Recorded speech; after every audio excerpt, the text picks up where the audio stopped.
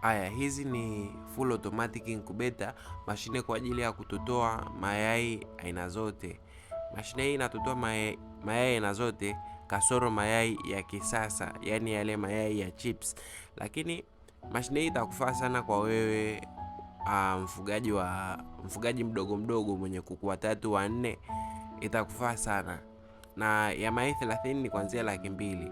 Lakini kwa wale wanaofuga kwa ajili ya biashara, zipo mashine kubwa ambazo ni hardboard, kuanzia mayai 500 kupanda juu.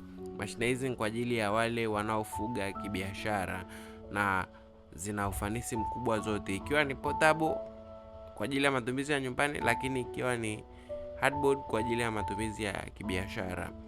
Na kwa wale wafugaji wa kuku wa layers, zipo cage kwa ajili yenu, cage ambazo ni imara na ni bora kwa ajili ya kuku wako.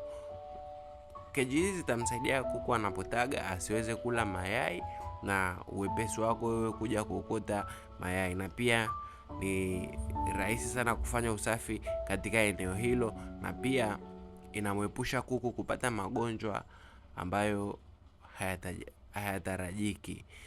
Angalia bei hapo, alafu tupigie simu utuambie upo wapi. Sisi tutakufikishia mzigo wako hapo na kukupa mafunzo kwa namna gani ufanye ufugaji wako. Karibu sana tukuhudumie, tupo bega kwa bega pamoja na mkulima pamoja na mfugaji. Asante sana na karibu.